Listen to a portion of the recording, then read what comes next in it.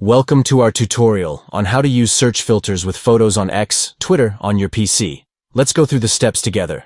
To begin, type your search query into the search box located at the top of the Twitter page. Upon entering your search query, the search results will present you with a variety of content including posts, photos, accounts, and more. To specifically filter your search results to display photos only, head to the top of the search results page and click on the Photos tab. By clicking on the Photos tab, you can streamline your search results to focus solely on photos related to your search query on X, Twitter on your PC. By following these steps, you can efficiently utilize search filters to curate your search results and explore visual content in the form of photos on the platform. Thank you for following along. We trust that this tutorial has been helpful in showcasing how to use search filters with photos on X, Twitter on your PC.